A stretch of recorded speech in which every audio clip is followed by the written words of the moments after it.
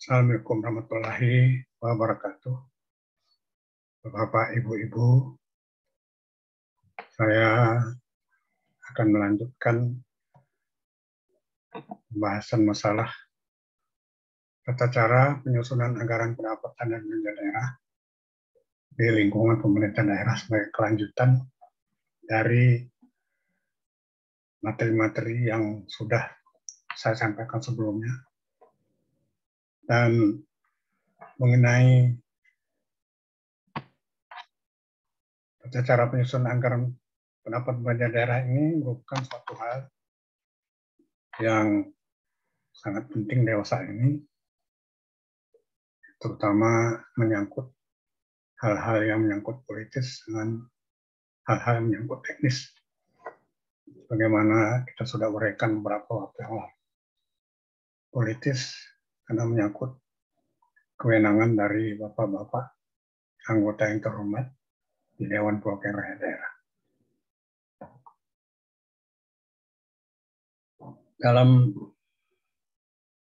pembahasan ini, saya berusaha akan melengkapkan dari beberapa aturan-aturan pokok sesuai dengan prinsip-prinsip hukum yang kita anut selama ini. Ada namanya Das Sein, ada namanya Das Sollen. Jadi Das Sein itu apa yang kita temukan di dalam kenyataannya, apa terjadi, faktanya seperti apa, dan kita harus mengkaji lagi sebenarnya keadaan-keadaan itu bagaimana seharusnya, yang disebut dengan Das Sollen. Nah, dan saya tadi sudah menyebut, saya berusaha melengkapi dasar-dasar peraturan-peraturan. Di sini saya kutip juga ada Permendagri nomor 114 tahun 2016 tentang pedoman nomenklatur Setwan. Kenapa? Karena Setwan itu adalah wadah pelayanan terhadap yang terhormat anggota dewan. Kalau Setwannya kurang berbobot, bagaimana pelayanannya kita bayangkan yang diberikan kepada anggota yang terhormat. Kemudian juga ada Permendagri nomor 14 tentang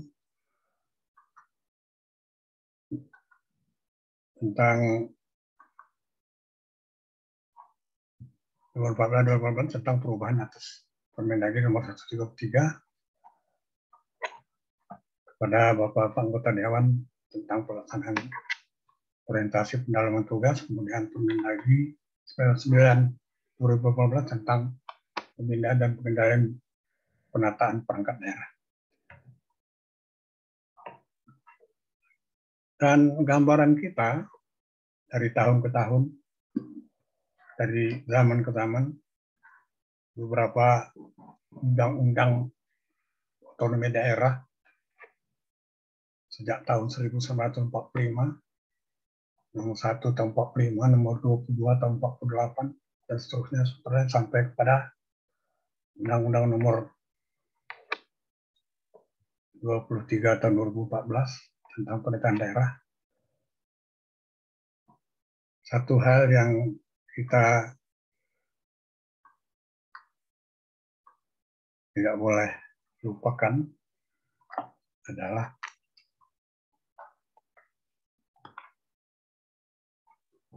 bagaimana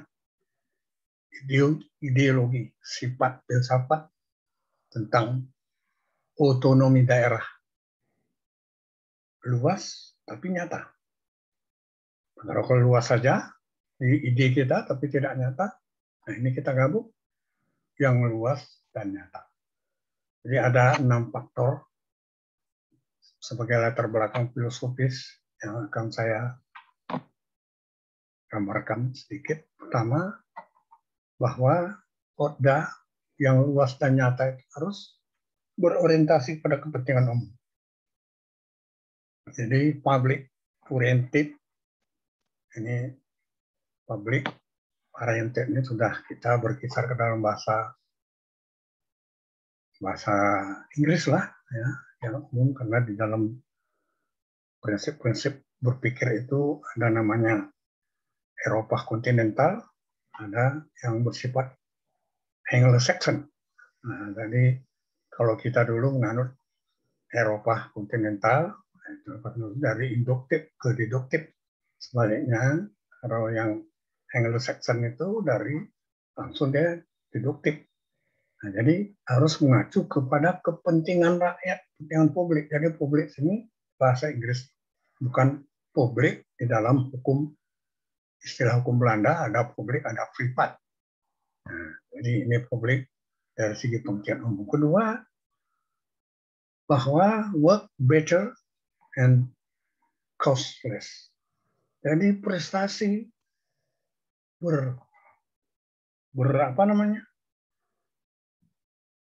Prestasi itu harus jelas meningkat, tetapi ongkos dari semua input itu cost-nya harus lebih lama, lebih kecil.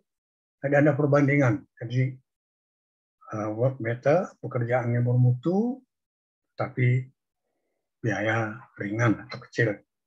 Itu prinsip. Ketiga, transparansi dan accountable. Transparan itu terbuka, openness, dan bertanggung jawab. Nah, saya membahas sedikit masalah yang ada sekarang tentang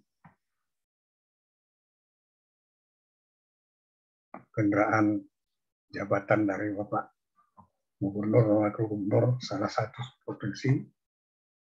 Kemudian juga ada pakaian dinas dari Bapak anggota Dewan yang terhormat.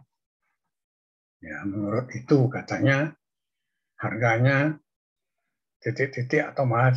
Menurut saya kita tidak bisa berpikir seperti itu. Kita tidak bisa ukur kepada harganya misalnya 2 miliar.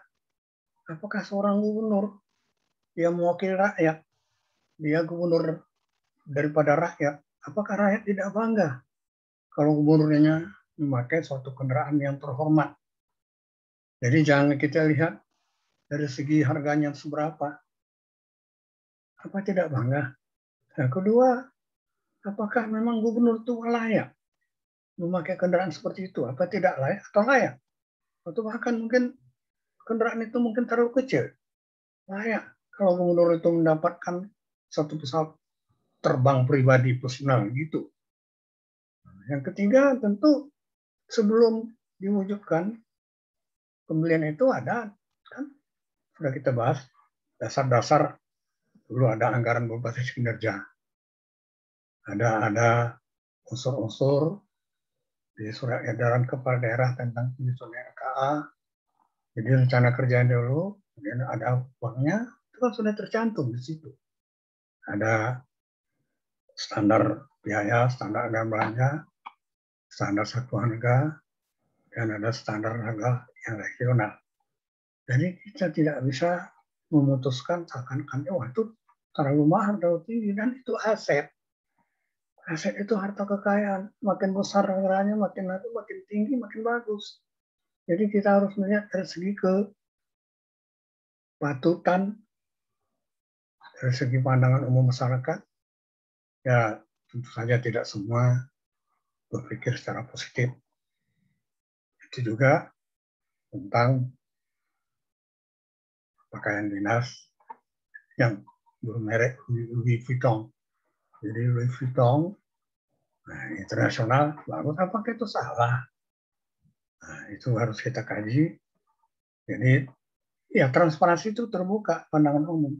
Akuntabel itu bertanggung jawab. Nah, yang keempat yang disebut dengan performance budget. Jadi anggaran berbasis kinerja. Ada hasil dulu, setiap Rp1 kita tuangkan dalam RKA, rupiahnya kita bisa buktikan di mana Rp1 itu mana hasilnya, mana faktanya. Kemudian menumbuhkan profesionalisme. What is profession? Profession itu tugas. Tapi tugas, untuk mencapai tugas itu kita harus memahami dulu. Kita harus sekolah dulu. kaji dulu ilmu-ilmu untuk melaksanakan tugas itu. Ini profesional dia, sekolahnya sudah di situ, dididik, dilatih dengan itu. Kemudian pemantapan value for money. Jadi nilai uang yang kita belanjakan itu harus sesuai dengan apa yang akan kita capai. Itulah paradigma anggaran daerah yang sekarang. Kemudian saya akan mengkaji juga prinsip pokok mendukung paradigma anggaran daerah. Ini bangunan rumah yang kokoh kuat, ya gambarannya. Jadi rumah kokoh kuat itu didukung oleh fondasi-fondasi yang menopang kekokohan rumah itu. Jadi gambarannya sebelah sini ini ada landasan, kanan landasan. Jadi ada 5 pokok landasan pokoknya. Pertama, komitmen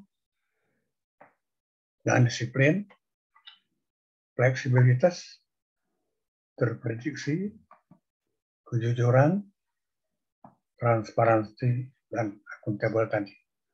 Jadi komitmen, bagaimana ASN kita, yang tadi tugas-tugas kita, yang memproses RKA dari badan anggaran kita, kemudian komitmen asisten kita, yang jujur, itu, kemudian disiplin, kemudian fleksibilitas, ada suatu sifat-sifat yang mendukung bahwa sesuatu tidak boleh secara rigid, secara kaku, tapi harus fleksibel, tergantung kepada kepentingan publik, tergantung pada kebutuhan. Kemudian kita bisa meramalkan apa yang kita capai, yaitu visi, mewujudkan sesuatu dalam 5 tahun tertentu. Kemudian jujur, apa jujur? Di hati kita. Jujur dalam pengertian apa? Penggunaan uang untuk apa? Jadi ya sifat-sifat manusia memang ada ketidakjujuran, tapi harus kita kesampingkan dalam rangka pelaksanaan tugas kewajiban kita, pengabdian kita kepada pemerintah daerah. Kemudian tadi transparansi, keterbukaan, dan akuntabilitas yang sudah dijelaskan di depan tadi. Jadi ini apa yang dimaksud dengan tadi komprehensif dan disiplin, ialah anggaran daerah adalah satu-satunya mekanisme yang akan menjamin terciptanya disiplin pengambilan keputusan. Karena itu anggaran daerah harus disusun secara komprehensif yang menggunakan pendekatan holistik dalam diagnosa permasalahan yang dihadapi. Kemudian flexibility, ya, sampai tingkat tertentu pemerintah daerah harus diberi keleluasaan yang memadai sesuai dengan ketersediaan informasi yang relevan yang dimilikinya. Arahan pusat tidak mutlak, tetapi harus hati-hati, tidak mematikan inisiatif prakarsa daerah. Ini apa yang contoh-contoh yang disebut dengan PPK, pejabat membuat komitmen, pejabat penata usaha keuangan daerah. Kemudian terprediksi, jadi kebijaksanaan terprediksi adalah faktor penting dalam peningkatan kualitas implementasi anggaran daerah. Sebaliknya, bila kebijakan sering berubah, ya dulu ya ada model-model dana alokasi umum yang tidak jelas. Bahkan pada saat itu saya juga berprinsip, kenapa tidak dana alokasi umum dijadikan saya dana alokasi khusus supaya jelas. Tapi ada pola pikir pada saat itu bahwa pemerintah pusat lebih punya kejelian terhadap kondisi-kondisi yang ada di semua daerah. Jadi pemerintah pusat itu semua dia tahu apa kondisi-kondisi spesifik di semua di tingkat 34 provinsi. Ini satu kelebihan, maka kita tidak bisa mutlak mengatakan supaya DAU jadikan DAK. Nah, maka daerah akan menghadapi ketidakpastian. Hingga prinsip tentang 3E, ekonomi, efektif, dan efisien suatu program atau prinsip kerja akan terabaikan.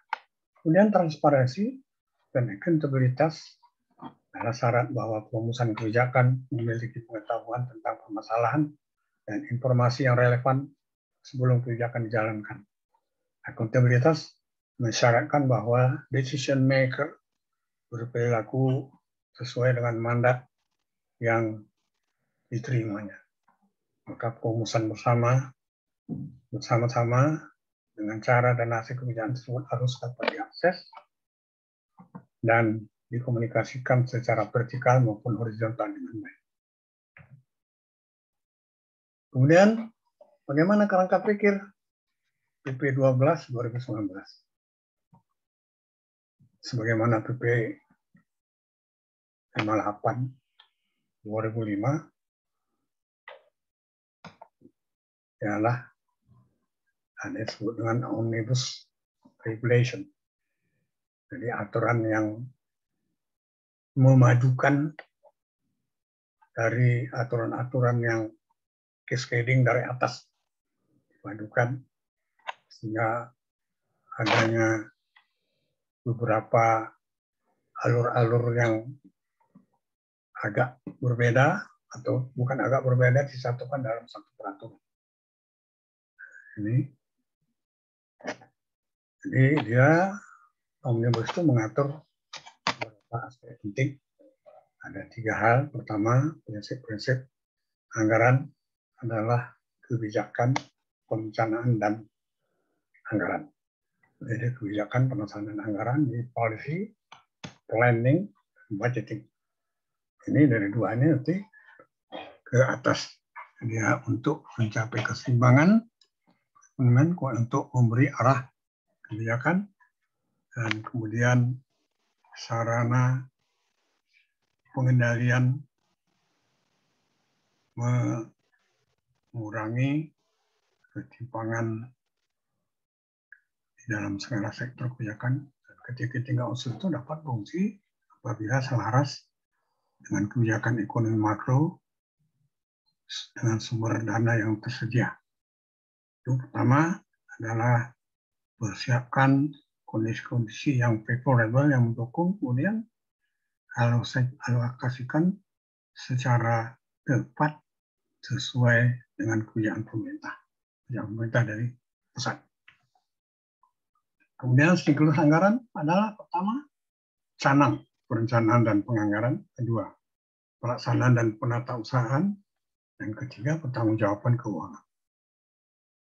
APBD merupakan instrumen yang akan menjamin terciptanya disiplin dalam proses pengambilan keputusan terkait dengan kebijakan pendapatan maupun belanja daerah untuk menjamin agar APBD disusun dan dilaksanakan dengan benar. Maka PP 12 mengatur landasan administratif dalam pengelolaan keuangan daerah, antara lain mengatur prosedur dan teknis anggaran yang harus diikuti secara tertib dan taat asas. Nah, kemudian apa komponen penting dalam proses anggaran? Pertama, terbuka dan transparan. Pertimbangan diambil dari pertemuan-pertemuan yang terbuka untuk umum. Jadi bukan rahasia, bukan tertutup. Kemudian informasi tersedia bagi umum dan mudah diperoleh, diakses kapan saja. Dan ketiga, masyarakat sebaiknya diberikan dorongan untuk berpartisipasi, memberikan opini, ide, saran, keputusan yang diambil oleh pejabat yang berwenang. Keempat, masyarakat sebaiknya diminta ikut berpartisipasi untuk setiap keputusan yang menyangkut kepentingan. Kemudian, pelaksanaan anggaran kinerja. Pertama, menghubungkan dengan visi, misi, dan tujuan. Sasaran strategi. Jadi ada hubungannya itu. Kedua, mencapai tingkat efisien dan efektivitas maksimum. Jadi keluaran atau hasil yang dicapai sesuai dengan penganggaran belanja, baik kuantitatif maupun kualitatif yang terukur, measurable. Ketiga, memenuhi kebutuhan masyarakat. Apa kebutuhan masyarakat? Pelayanan, service. Keempat, memenuhi kewajiban prioritas pada pemeliharaan pelayanan dan fasilitas yang ada. Kemudian kelima, biaya penuh, mencerminkan biaya keseluruhan penyediaan pelayanan yang cukup. Siklus anggaran ini sudah pernah saya tayangkan, jadi saya tidak begitu akan membahas ini. Jadi ya di anggaran ya canlak was ini diawali dari planning, preparation, RKPD, KUPD, seterusnya, kemudian RA, rancangan APBD, kemudian evaluasi rancangan APBD, approval and ratification, tahap yang paling berat, complicated political process. Nah, ini nanti di depan akan lebih lama kita bahas nih. Jadi yang tentang approval and ratification. Jadi usul pengesahan, kemudian implementation-nya, sistem dokumentasi informasi, akuntansi, SIPD sekarang, dan pelaksanaan batasan akuntansi, pertanggungjawaban LKPD, evaluation, dan terakhir dengan Permendagri nomor 64 2013. Kemudian hubungan institusional dan penyelenggaraan ini juga sudah pernah saya bahas, saya tayangkan, jadi saya tidak terlalu lama lagi. Jadi ada sebelah kiri pelaksanaan dari sistem perencanaan ini. Jadi sistem perencanaan dilaksanakan dan diawasi. Jadi pelaksana siapa? Pemda dengan anggota DPRD. Kemudian nanti ini rancangan APBD, kemudian jadi rancangan peraturan daerah yang disusun, dibahas, jadi anggaran, usulan, kemudian legislasi. Dan nanti legislasi ini istilahnya sudah berubah dengan Badan Pembentukan Perda, Bapem Perda, jadi bukan lagi balik.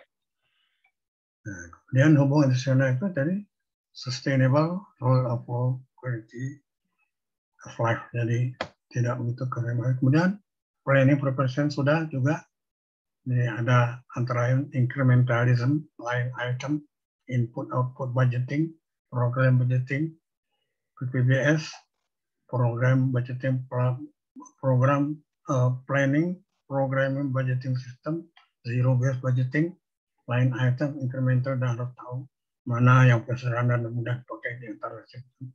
Jadi saya sudah mengarahnya pada saat zero based budgeting. Zero based budgeting di zaman itu anggaran dimulai tanggal 1 April dan disudahi dengan 31 Maret tahun berikutnya. Jadi nanti bulan Desember semua SK-SKPD mulai berlomba-lomba karena Desember itu adalah sudah triwulan ketiga. Sebab kalau nanti dalam triwulan keempat itu ada hal-hal kegiatan-kegiatan yang tidak terlaksana, akan uangnya dikembalikan. Harus balik kembali ke nol lagi. Jadi buru-buru. Ya buru-buru itu ada hal-hal yang tidak jujur, ada penyimpangan. Kemudian approval, complicated practices, ya tahap ini paling berat dalam arti pertanggungjawaban dan bangun kejujuran. Nah, ini karena itu sudah lewat.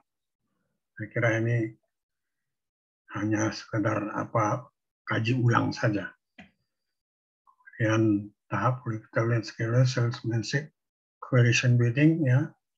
Jadi kita pertama paling berat mengapa? Pimpinan Pemda harus memiliki. Saya katakan di dalam segitiga yang pernah saya tayangkan, di atas itu adalah strategic impact. Strategic impact adalah kepala daerah dan DPRD. Jadi yang menentukan laju pemerintahan daerah itu sebenarnya kedua itu, pimpinan. Nah, jadi di strategic impact itu, kemudian di bawahnya middle line, sekta, nah, lalu di bawahnya ada 3. Ada 3 itu badan, dinas, badan, dinas, dinas. Badan dan dinas itu core operation. Jadi kepala dinas itu pimpinan. anggota dewan pimpinan, bupati kepala daerah pimpinan. Dia harus punya kaitan politik, political will yang sehat dan jelas. Kemudian punya kemampuan otak dan otot. Nah, kemudian salesmanship, seakan-akan dia juru semacam salesman girl, menjual ide-ide yang positif untuk masyarakat. Kemudian dia membangun suatu kerjasama yang utuh dan kuat. Implementation, manajer keuangan daerah memiliki sistem dokumen dan informasi akuntansi karena ini sebagai model utama ini sudah dilaksanakan. Nah, kalau tahap informasi akuntansi baik, alhamdulillah. Jadi mendapatkan opini WTP yang sedang in sekarang. Ini sebenarnya tayangan dulu tahun 2010. Peristiwa Wali Kota Bekasi ingin mendapatkan WTP, mengurusnya ke perwakilan BPK di Bandung, Jawa Barat, dan seterusnya, ya itu sudah lewat. Tapi bukan contoh ini, hanya sekedar kaji ulang. Nah, pada ilustrasi konsistensi kebijakan perencanaan dan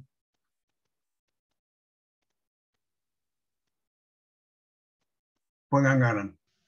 RKPD, pertama format rencana program kegiatan prioritas daerah, membuat program kegiatan lokasi indikator kinerja. Apa itu hasil program, keluaran kegiatan, hasil kegiatan, kemudian pagu indikatif, perakiraan maju, target capaian, pagu indikatif, berikutnya SKPD bertanggung jawab dan jenis kegiatan. Ini berasal dari rencana SKPD. Jadi rencana SKPD, teknik cara membuat SKPD sudah saya tayangkan juga, dan mudah-mudahan dihayati. Baru dia RKPD menjadi inspirator bagi KUA PAS. Jadi ada kesepakatan antara kepala daerah dengan dewan. Jadi dari bawahnya ini ada DPA, ini sesudah APBD disahkan, perdanya sudah ada, memuat judul program dan kegiatan waktu pelaksanaannya. Jadi dilampirkan dalam peraturan kepala daerah tentang APBD. Nah, nanti di depan akan kita bahas lebih rinci. Tujuan pengelolaan keuangan daerah dan keuangan negara sudah pernah saya jelaskan. Pertama, dia bersifat informatif, transparan, terkendali, accountable, kemudian value for money, economy, efisien, efektif, dan participatif. Di tengahnya tertib pengelolaan anggaran. Jadi kalau anggaran itu disebut tertib pengelolaan aja. Itulah tujuan daripada pengelolaan keuangan, tertib pengelolaan. Kemudian asas umum juga saya tidak perlu lebih rinci karena sudah saya tayangkan, saya persilakan Bapak Ibu nanti membahas, mengulang kaji terhadap asas umum. Kemudian ada seterusnya, kemudian ekonomis juga sudah pernah saya tayangkan. Ini hanya karena kita nanti akan mencapai menuju apa yang tersebut tadi, kritikal tadi dalam pembahasan APBD di dalam Dewan. Nah, kemudian bagian akhir pengelolaan keuangan daerah ini juga sudah pernah saya tayangkan, dan ini canlak tanggung jawaban dan pengawasan. Juga sudah pernah saya bahas secara rinci. Ini kemudian bagaimana pelimpahan kekuasaan pengelolaan keuangan daerah. Jadi gubernur, bupati, wali kota, dia akan mendapatkan pelimpahan dari pusat, dari menteri.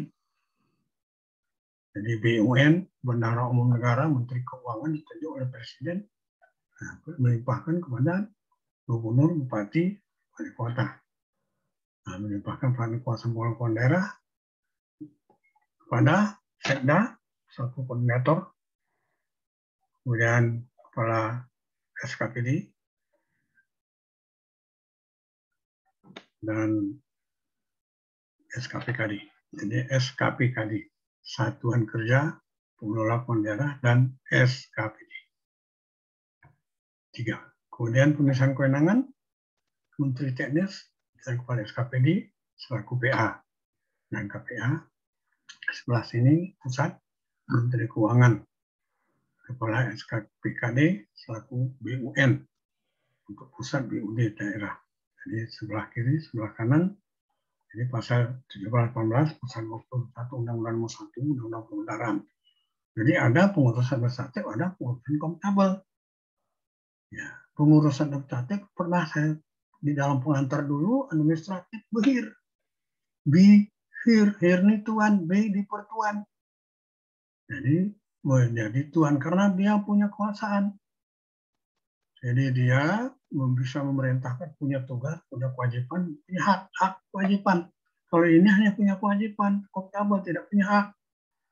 Jadi hak ini memerintahkan orang lain wajib patuh. Sebenarnya ada kewajiban, kalau ini tidak. Dia kewajiban jadi akuntabel bahir.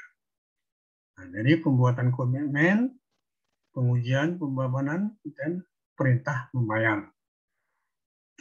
Jadi SPM. Kemudian pengujian, pencairan dana, pengurusan. Kemudian bagaimana hasil keuangan daerah?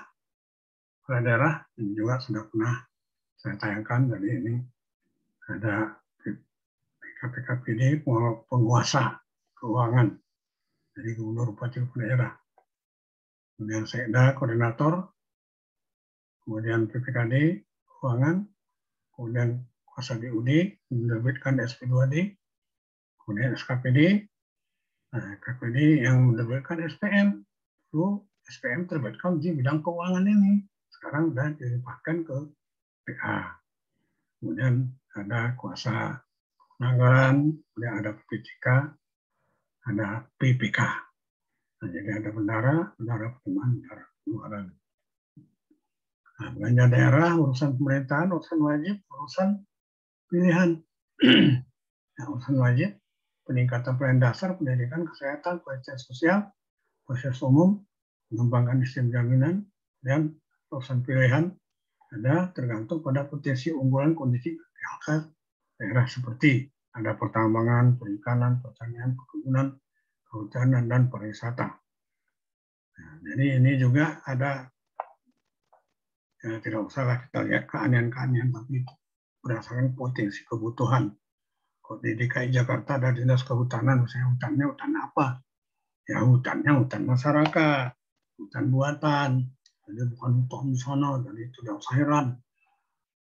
DKI Jakarta ada dinas perikanan. Nah, kita kaji itu kebutuhan. Nah, kemudian tahap penyusunan rencana pembangunan daerah, Peraturan Pemerintah Nomor 86 2017 terakhir. Jadi dokumen perencanaan ada RPJPD, ada RPJMD, ada RKPD. Rencana pembangunan daerah disusun dengan tahapan-tahapan. Kalau RPJPD, ya proses-prosesnya baik RPJPD, RPJMD maupun RKPD, prosesnya dari awal, penyusunan rancangan awal, kemudian pelaksanaan musrenbang, lalu perumusan rancangan akhir, penetapan rencana, dan ini juga secara rinci saya sudah pernah menjelaskan. Nah, kemudian bagaimana sistematika RPJMD, kaji ulang juga di pasal 20, tadi PP 86, ada pendahuluan gambaran umum kondisi daerah. Permasalahan isu strategis, visi dan misi daerah, arah kebijakan dan sasaran pokok, dan penutup. Kemudian bagaimana bagan alir, tahapan dan tata cara penyusunan RPJMD juga sudah saya bahas. Jadi ini umum aja. Ini angka 1, 2, 3, 4, 5, 6 prosesnya. Jadi kotak ini yang lama di sini karena ini jenis ini. Nah, pengelolaan data. Kemudian di sini ada 2 dia. Analisis gambaran umum kondisi daerah, penjelasan seterusnya. Jadi kajian lingkungan. Semua kajian lingkungan. masukan dari perangkat daerah, perumusan pemasaran aset bangun daerah, analisis strategis, kemudian perumusan visi dan misi, perumusan arah, pelaksanaan forum konsultasi publik, penjelasan visi misi sesuai dengan konstitusi publik tadi. Nah, kemudian ini menjadi ke nomor 2 sana, rancangan awal tadi, rancangan, kemudian musyawarah promosi akhir, lalu persetujuan bersama DPRD, evaluasi Raperda RPJMD untuk Provinsi Kemendagri, selanjutnya Kepada Gubernur, lalu penetapan Perda RPJMD. Nah, kemudian sistematika RPJMD, nah ini kadar kaji ulang aja Bapak-Bapak Ibu, dari pendahuluan dari 1 sampai dengan 9. Nah, nanti kaji ulang kita. Nah, lanjut langsung. Kemudian tentang penjelasan RPJMD juga ini kaji ulang juga. Jadi ada ini penyusunan rancangan teknokratik. Nah, ini teknokratik yang di kotak. Yang ini yang agak mendalam lama karena kalau di sini berhasil maka sudah kedepannya sudah lancar. Nah, rancangan awal, rancangan musrenbang, kemudian rancangan akhir sampai nanti dia diproses menjadi apa namanya surat edaran apa ini pembahasan dengan FPD yang awal.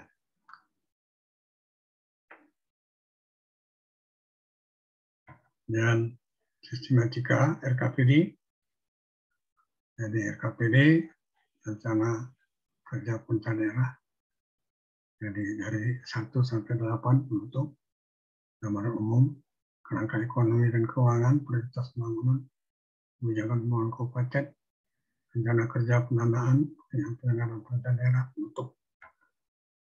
Kemudian bagaimana RKPD, persiapan penyusunan, dan memang saya RKPD belum saya tayangkan, belum saya bahas.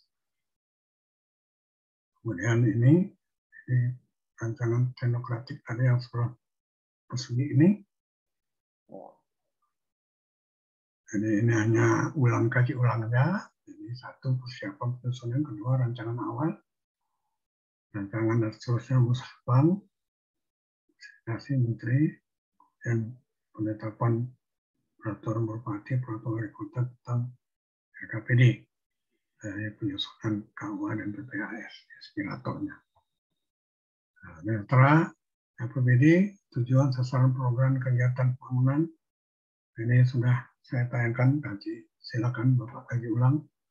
Kemudian sistematika registrasi RPD, sudah juga. Kemudian sistematika registranya pasal 111, pendahuluan seterusnya.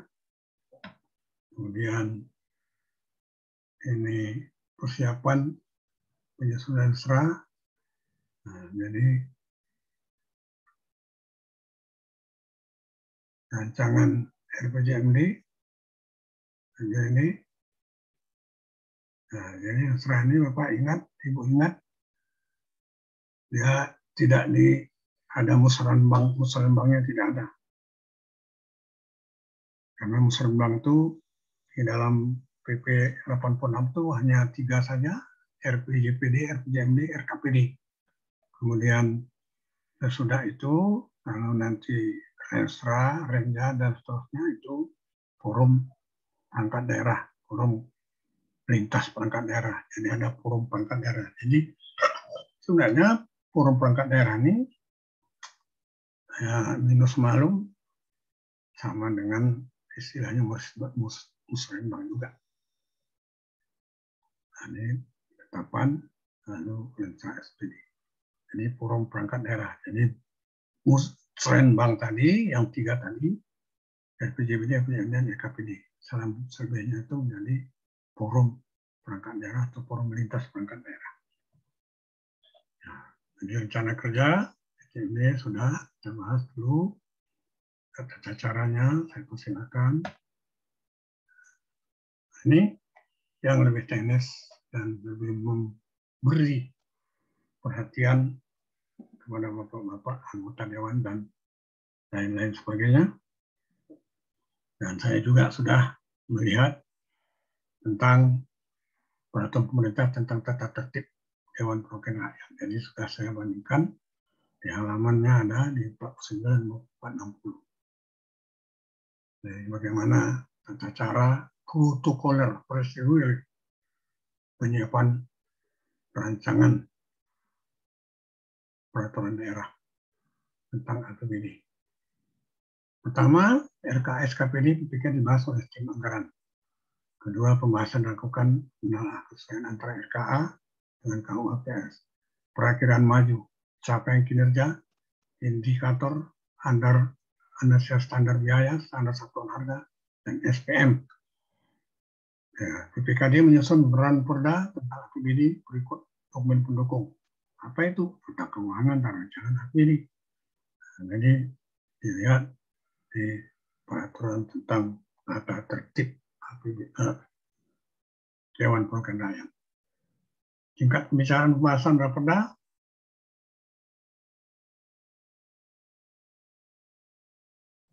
ini mohon maaf, nanti saya akan bahas tersendiri lagi karena ini belum saya sesuaikan dengan yang tadi saya sebut tadi, peraturan pemerintah tentang tatib. Nah, ini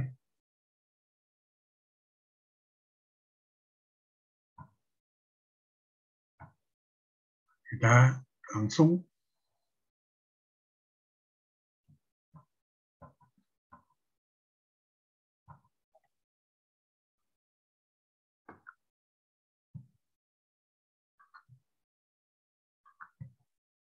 ke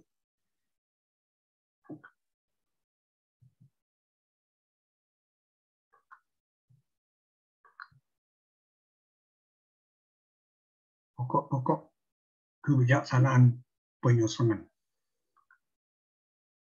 Jadi penyusunan apa? Ranperda APBD.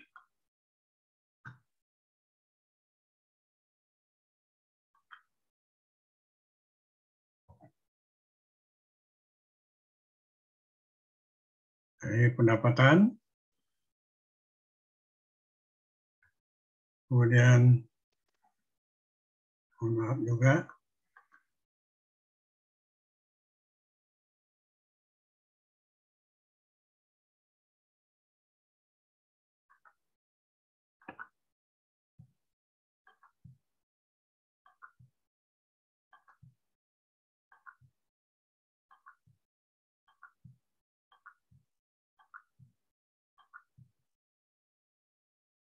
ke prinsip penyusunan KUA APBD dan PPS.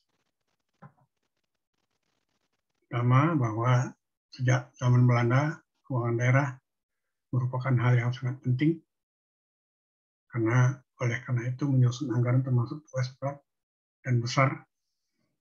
Persyaratan yang harus dipenuhi adalah harus memiliki pengertian dan pemahaman, kemahiran yang mendalam mengenai bidang keuangan daerah. Asas dan tujuan daerah harus dikenali secara sebaik-baiknya. Strukturisasi dan organ-organ daerah harus dikenali dan dipahami.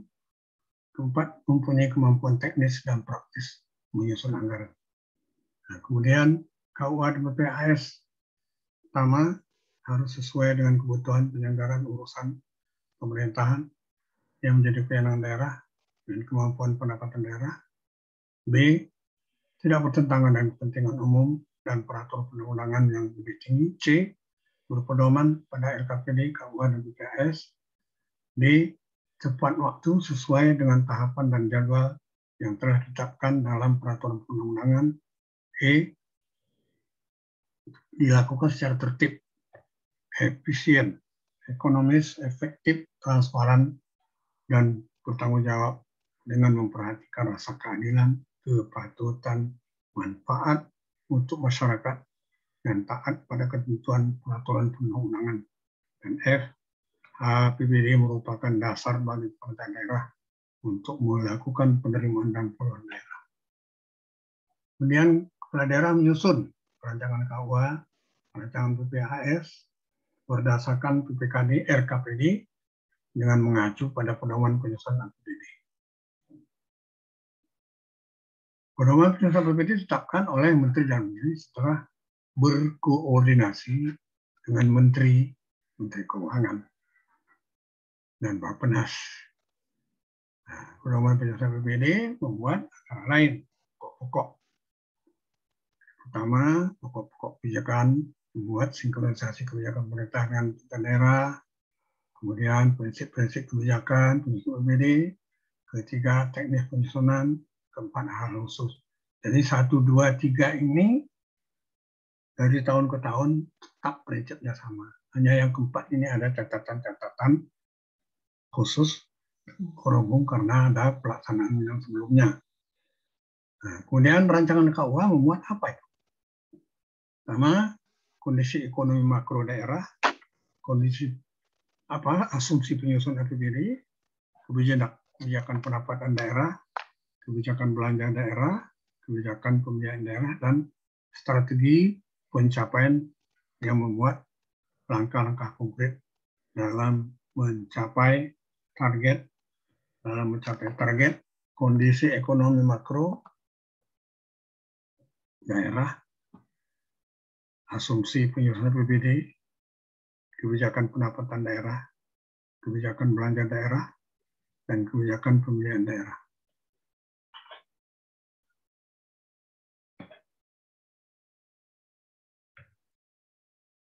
Rancangan PPAS disusun dengan tahapan pertama, menentukan skala prioritas pembangunan daerah.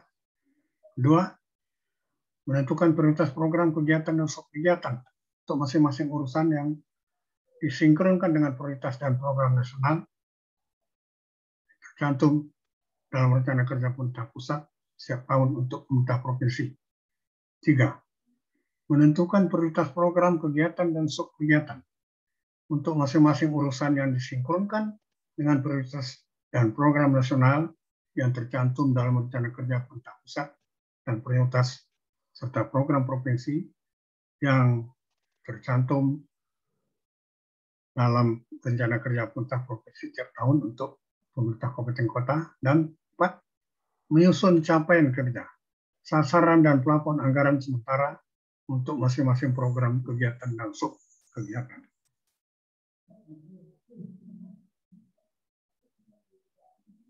Proses penyampaian rancangan KUA dan rancangan PPAS. Pedoman penyusunan APBD yang dikeluarkan oleh Menteri Dalam Negeri akhir Mei biasanya sudah keluar. Kemudian kebijakan penyusunan APBD, kemudian teknis penyusunan APBD, kemudian hal-hal khusus lainnya itu biasanya dicantumkan di dalam surat Menteri Dalam Negeri tentang teknis penyusunan APBD tahun yang akan datang. Itu menjadi dasar kepala daerah menyusun rancangan KUA dan PPAS. Rancangan KUA itu diajukan kepada DPRD. Disampaikan ke DPRD paling lambat minggu kedua bulan Juli. Menyusun rancangan KUA dan rancangan PPAS. Dibahas bersama. Hasil pembahasan dicapailah kesepakatan, maka dibuat nota kesepakatan. Kapan itu paling lambat? Minggu kedua bulan Agustus. Itulah lahir KUA PPAS. Menjadi pedoman penyusunan perangkat daerah dalam menyusun RKA. Jadi,